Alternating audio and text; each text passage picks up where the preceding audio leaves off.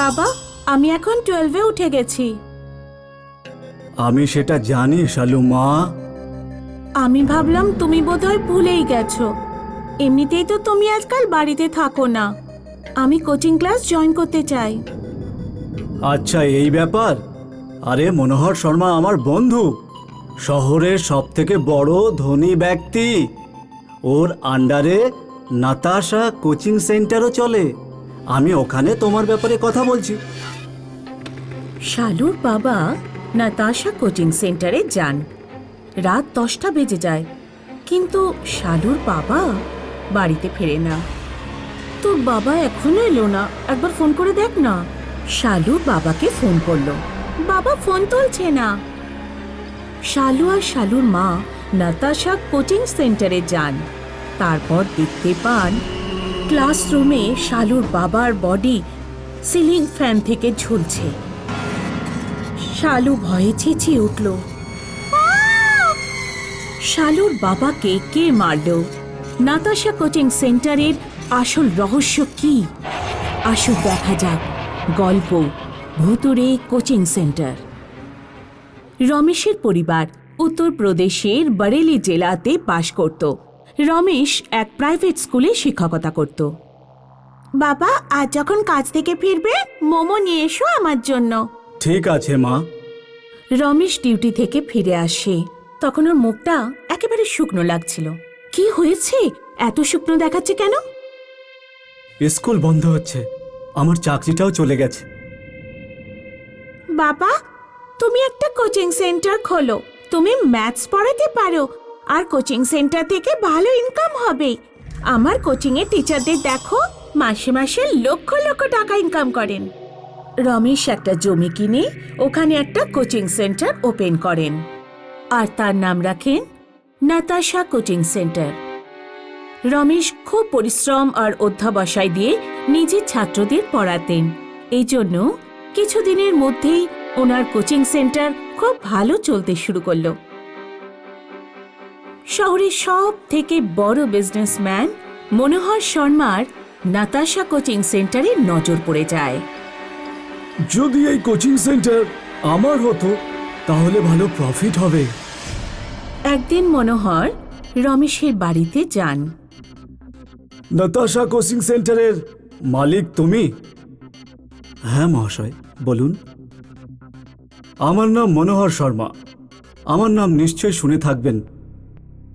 আমি চাই যে তুমি তোমার নিজের কোচিং সেন্টার আমার কাছে বিক্রি করো। আমি এখানে ফিজিক্স আর কেমিস্ট্রির টিচারও রাখবো। ম্যাথ তুমি পড়াবে। ব্যাস, কোচিং সেন্টার আমার অনুমতিতে চলবে। না, আমি কোচিং সেন্টার বিক্রি করব না। গোটা শহরে কেউ আমাকে না বলতে পারে না। যে জিনিস আমার একবার পছন্দ হয় আমি তা কিনে রাখি। আমি তো আপনাকে বললাম আমি বিক্রি করব না। ঠিক আছে। মনোহর সেদিন রাতে ওর বাড়িতে কিছু গুন্ডা পাঠিয়ে দিল আর রমেশের পুরো পরিবারকে মেরে ফেলল। মনোহর নাতাশা কোচিং সেন্টারে অন্য শিক্ষকদের নিয়োগ করলো, আর কোচিং সেন্টার ওর আন্ডারে চলতে শুরু করলো। 2 বছর পরে। চলো বাচ্চারা, এখন ছুটি। আমাদের আবার দেখা হবে দীপাবলির ছুটির পর। সব ছাত্ররা বাড়িতে চলে যায়। টিচার বোর্ড মুছতে থাকেন। টিচার বেঞ্চের ওপর 3 জন লোককে দেখতে পেলেন। রমেশ, রমেশের মেয়ে আর রমেশের বউয়ের ভূত ছিল। ওদের মুখগুলো ভয়ানক ছিল। আরে তোমরা তোমরা কারা? যাও এখান থেকে। 3 জন আত্মা মিলে টিচারের গলা টিপে ওনাকে মেরে ফেলল। পরের দিন মনোহর শর্মা কোচিং সেন্টারে পৌঁছলো। সিসিটিভি চেক করো। মনোহর দেখল রমেশের গোটা পরিবারের ভূত টিচারকে মারছে।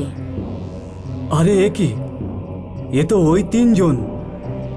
মনে হচ্ছে ওদের আত্মা ঘুরে বেড়াচ্ছে। যদি এই সিসিটিভি ফুটেজ পুলিশের হাতে পড়ে যায় তাহলে পুলিশ রমেশের পরিবারের হত্যাকাণ্ডে তদন্ত করবে আর আমার উপর সন্দেহ করবে।